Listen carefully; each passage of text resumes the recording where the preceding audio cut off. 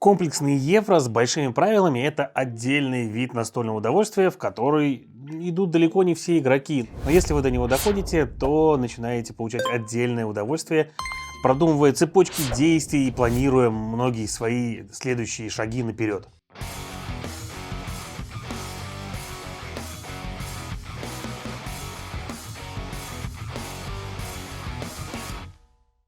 Итак, всем привет, с вами Юра, вы смотрите Geek Media, и на столе мне сегодня игра Nucleum. Это игра от двух именитейших авторов, которые делают евро. Это Симона Лучано и Дэвид Турци, и они делали ее совместно. А по истории этой игры в Европе позапрошлого века, в альтернативной вселенной, произошло огромное научное событие. Был открыт так называемый Nucleum, то есть ядерный синтез, проще говоря. И это продвинуло экономику далеко вперед, а многие корпорации, среди которых будем и мы, решили, что нужно электрифицировать Европу с помощью атомных электростанций. Именно такие электростанции мы будем строить, будем пристраивать к ним турбины и будем прокладывать железнодорожные пути, вдоль которых пойдут линии электропередач, которые и осветят многие города Европы. В этой игре у каждого из вас будет свой планшет, у каждого будет свой отдельный эксперимент. Они асимметричные, все эксперименты. От этого также зависит, какая у вас будет своя специальная способность и какой у вас будет контракт стартовый. Кроме этого, мы будем выставлять на игровое поле различные специальные жетончики и выкладывать железнодорожные пути, чтобы связывать города и потом подавать к ним электричество с наших атомных электростанций. А также будем выполнять различные действия, прокачивая свой планшет, улучшая благосостояние и строя дополнительные городские дома, строя дополнительные шахты и, конечно же, эти самые турбины. Тем самым прокачивая свой планшет и стараясь получить как можно больше победных очков к концу игры. Еще у нас будет специальный трек. Это трек нашей популярности, то, насколько мы, соответственно, хорошо сможем электрифицировать города и подать свет в разные здания. Каждый раунд будет давать нам дополнительные выгоды. Итак, давайте потихонечку разбираться, как играть в Nucleum.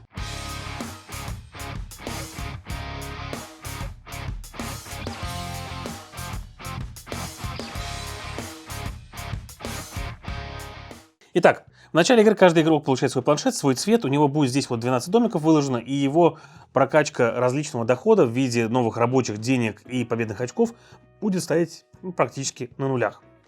Также каждый игрок получит такой вот специальный планшетик, такой вот. Это планшетик его эксперимента, и здесь у него будут специальные способности. Они разбиты на 3 уровня. Первый уровень, второй уровень и третий уровень. На третьем уровне очень мощные способности, которые вам либо дадут дополнительные возможности в ходе игры, либо дадут возможности получить много победных очков в конце игры. Игра никаким образом не разбита на раунды, и каждый игрок будет выполнять одно действие, после этого передавать ход по кругу, и другие игроки будут также ходить до тех пор, пока не произойдет 2 или 3 события, в зависимости от того, сколько игроков вас играет. Эти события следующие. Либо кто-то доходит до 70 очков, либо у нас заканчиваются контракты, либо у нас заканчиваются жетончики с новыми действиями, либо все игроки отдохнули или перезарядились трижды. А варианты действия в игре достаточно простые. Мы берем вот такой вот жетончик, один из своих, и выкладываем его сюда, это первое действие, в самую левую ячейку. Да, игра занимает достаточно много места, поэтому показывать лучше будет вот так вот. И вкладываем ее в самую левую ячейку. После этого мы имеем право выполнить оба действия, которые указаны у нас на этом жетончике. А действия здесь будут абсолютно разные. Можно пойти и получить себе новый контракт, когда мы вот забираем себе вот из этих 4, а эти вот общие, и их можно будет выполнить где-то ближе к концу игры. Берем его себе, втыкаем в одно из этих гнезд, за это получаем бонус, который указан на гнезде, а также он дает нам различные задания на игру, выполнив которые мы получим награды. В частности, если мы, например, возьмем вот этот вот контракт, то если мы в ходе игры выставим 5 своих рабочих на игровое поле на рельсы, то есть следить за рельсами, скажем так, то мы получим 2 победных очка и сразу получим себе прокачку первого уровня. Выберем из них любую, сразу ее себе продвинем вот таким вот образом вот сюда, и после этого сможем пользоваться ее способностью. А способности здесь разные. Бывают одноразовые, как вот такая вот, например, бывают перманентные, как вот это вот, и бывают те, которые на конец игры, вот эта вот штука даст мне победные очки в конце игры, если я, конечно, прокачаю. Жетончик будет лежать здесь до тех пор, пока мы его не выполним. Когда мы его выполним, мы, соответственно, переложим его в закрытую, а место освободится, и мы сможем вновь воспользоваться этой способностью. Для этого нам нужно действие подписания контрактов, и оно вот здесь снизу. Второй вариант действия, который мы можем делать, это получить себе такие новые жетоны. И эти жетоны в игре очень важны, потому что все, кроме вот этого, который Джокер вроде как, со скидочкой еще при этом, могут уходить на игровое поле. И если вы будете нерациональны в этом плане, вы сможете остаться без какого-либо вида действий. То есть, например, если я бы отправил бы вот этот жетон вот сюда, рано или поздно я расскажу, как это делается, то у меня бы уже не было действия больше прокачать себе возможность получения новых жетончиков. Жетон мы берем отсюда, можно купить один по той цене, которая указана, а второй докупить на 2 дороже. И эти жетоны позволяют вам получать дополнительные действия, потому что на них разные другие плюшки. На них будут там и возможность сделать ваше стандартное действие со скидкой, и возможность сделать 2 одинаковых действия захода, и так далее, и так далее, и так далее. Но важная еще часть — это вот эти вот цвета, которые указаны вот здесь на жетончике и вот здесь на жетончике. Иногда просто ради цветов будете их брать для того, чтобы выполнить дополнительные действия.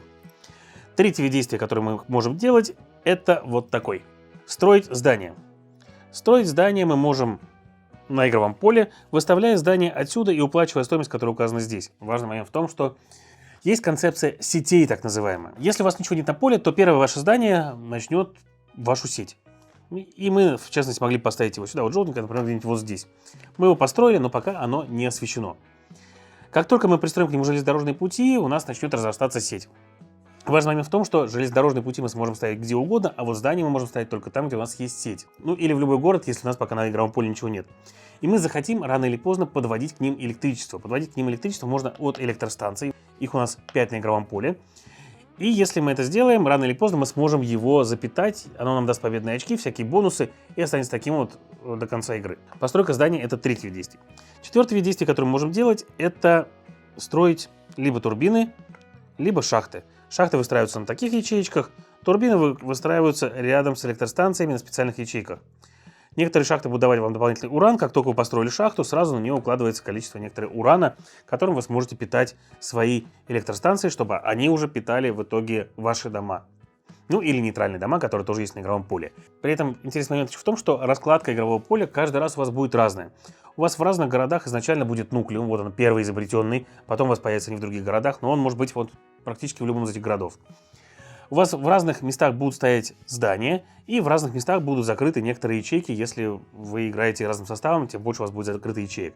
При этом, если вы играете вдвоем, у вас вообще будет другая сторона поля, она с другой стороны этого игрового поля.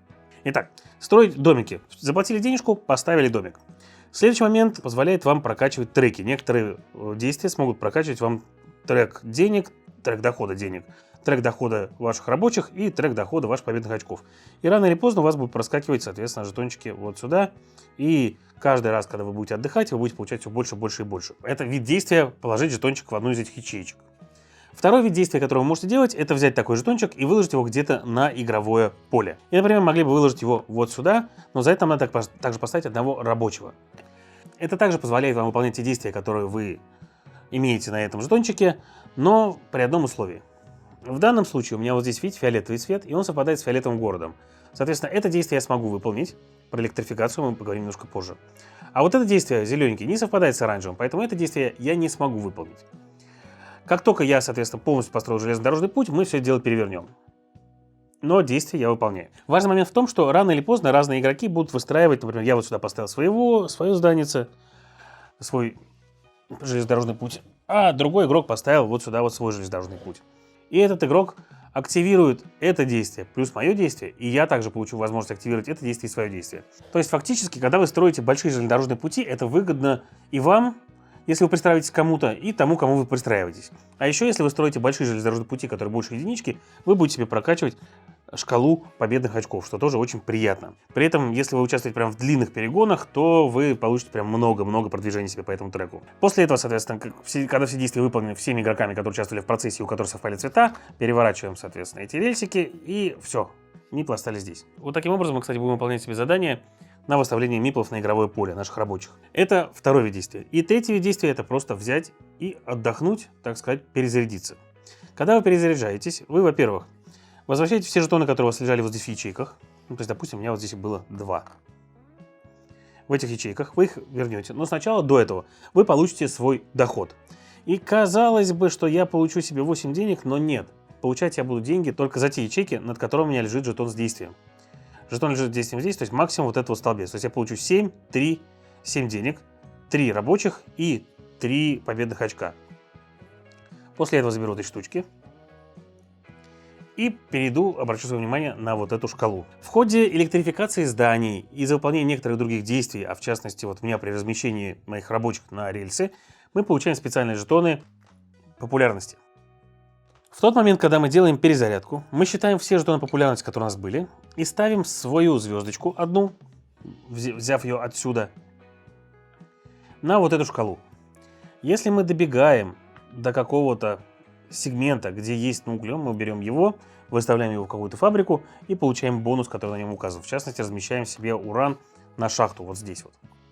Теперь эта электростанция сможет пользоваться ураном. Но кроме того, мы в конце игры еще будем получать свои победные очки за выполнение вот этих дополнительных целей. В частности, вот здесь сказано, за каждые 2 рабочих вы получите одно победное очко, помноженное на 2, если, соответственно, как бы у вас здесь стоит звездочка. А если она стоит вот здесь где-нибудь, то всего лишь на одно.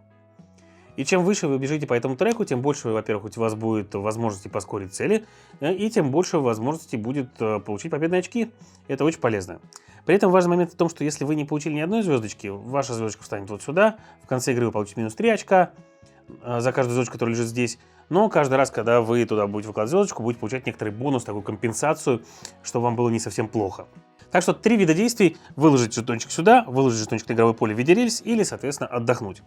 Для чего мы все это делаем? Для того, чтобы зарабатывать звездочки и двигаться по этому треку, а также выполнять различные цели, прокачивать свой планшет и получать победные очки. Делать мы это будем, освещая здания в разных городах. Для того, чтобы осветить здание в каком-то городе, нам нужно, чтобы у него была связь с электростанцией. И в данном случае, как вы видите, связи с электростанцией у нашего домика нет. Но если бы мы предположили, что 2 рельсы лежали вот здесь вот, и здесь была еще одна рельса, то у нашего города фактически есть связь с электростанцией. Что мы можем делать? Мы можем закупать уголь из-за рубежа, импортировать его, оплачивая стоимость. И для того, чтобы нам электрифицировать что-то, нам понадобится специальное действие, которое выглядит вот так вот на жетончиках, вот так. И оно позволяет нам подать свет к одному зданию в нашей сети. Причем в сети у нас может быть здесь сеть, может быть там сеть, потому что рельсы могут начинать новые сети, как я вам уже рассказал. Постепенно вы будете разрастаться, другие игроки смогут пользоваться вашими сетями, если в них есть хотя бы один миплик и так далее, и так далее, и так далее. Но мы смотрим. Нам, чтобы запитать это здание, нужно 2 электричества. Соответственно, нам нужно будет закупить 2 угля. 2 угля мы переворачиваем с единички на двоечку. И у нас есть гипотетически 2 угля. Один уголь дает 1 энергию, один уран дает 2 энергии. Но эта электростанция у нас пока не умеет перерабатывать уран, поэтому мы пока питаем ее только углем. Что мы делаем за это? Мы смотрим, мы отсюда поставили себе уголь сюда, а отсюда подали по сети электричество сюда. Переворачиваем жетончик, за это получаем 2 звездочки, 2 популярности, и двигаем свой трек прироста рабочих на 1 вперед. Рабочие у нас стали приходить в большем количестве и еще очки давать. Но, соответственно, только если лежат жетончики. Если бы здесь лежал нуклеум, то есть ядерный реактор, мы могли бы не закупать отсюда уголь, мы могли бы потратить в этой сети 1 урана, получить за это 2 электричества, прогнать их фактически сюда и запитать себе здание. И тем самым сэкономили бы денег. Хотя уран — это очень полезный ресурс, он нам может быть пригодится позже.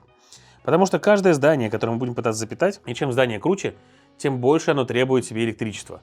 А последние здания, жетоны, они вам, кроме того, что дают какие-то прокачки, если вы его запитали, они вам будут также давать условия получения дополнительных победных очков. И там прям можно нагрести очень-очень много. Важный момент еще в том, что каждая лишняя турбина около электростанции позволяет прокачивать большее количество урана через нее. То есть так по факту он качает 1, а вот с одной турбиной уже 2, с 2 турбинами уже 3 и так далее, и так далее, и так далее. И вы будете строить шахты, будете строить дома для того, чтобы получать за них популярность и победные очки. Будете строить турбины, чтобы прогонять больше урана. Сможете пользоваться турбинами других игроков, но за это придется им платить деньги. И рано или поздно у вас практически все поле будет застроено железными дорогами и зданиями. А в конце игры вы почитаете победные очки за здания, которые вы смогли осветить, за ваши какие-то достижения, которые у вас здесь были, за оставшиеся ресурсы, и еще получите победные очки, если хорошо прокачали свои треки. Но все это упирается в самое главное сердце игры Нуклеум. Это вот эти жетоны действий.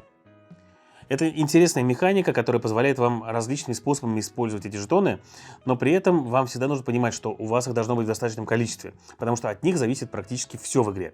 От них зависит, какие действия вы сможете выполнять, от них зависит, сможете ли вы проложить пути или нет. Игра достаточно кризисная, вам часто будет не хватать ресурсов, не хватать денег на здание, не хватать миплов на то, чтобы проложить железнодорожные пути или чтобы построить турбины или шахты, потому что там нужны миплы рабочие ваши. И часто будет не хватать вот этих жетонов, потому что вы всегда будете хотеть как можно дольше не отдыхать, чтобы за каждый отдых срубить как можно больше всего и не тратить действия на это, потому что вы пропускаете свой ход, фактически отдыхая.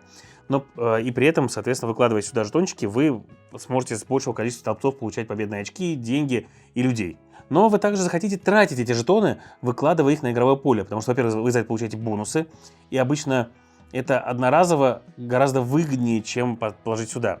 Плюс на миплов на игровом поле заточены многие задания. Вы захотите расширить свою сеть, чтобы вам можно было с 2 электростанций, например, получать энергию, перегоняя через них, через разные турбины. Вы захотите подключиться к другому угольному хранилищу за рубежом, из которого будете импортировать, потому что там пока цены дешевле. И так далее, и так далее, и так далее. Но все будет опираться вот в эти крутые жетончики, которые будут давать вам разные действия. И вы захотите покупать их интересные себе.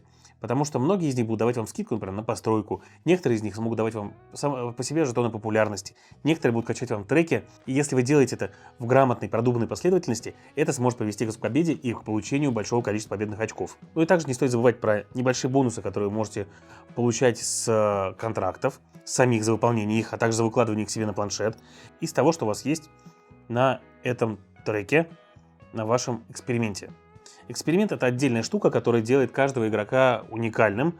У каждого будет свой подход, и у каждого будут свои цели, к которым он будет стремиться. Например, вот этот вот планшет, который эксперимент Б, он стремится к тому, чтобы вы как можно больше жетонов выкладывали на игровое поле, именно вот этих вот с действиями, и выставлять на них миплов. Потому что сначала вы будете получать за них по одному дополнительному очку популярности, и вам при этом не нужно будет освещать здания для того, чтобы хоть какую популярность получить.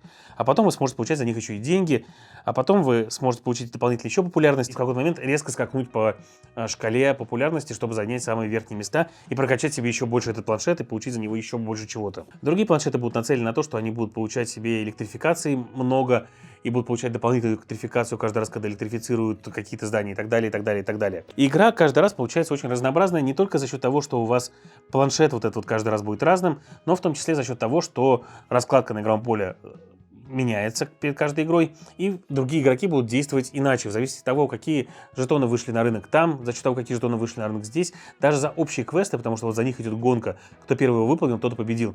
Также будет меняться немножко ваша тактика и ваша стратегия на игру. Плюс в игре интересный момент с тем, что вам нужно выполнить определенное количество так называемых вех для того, чтобы игра закончилась.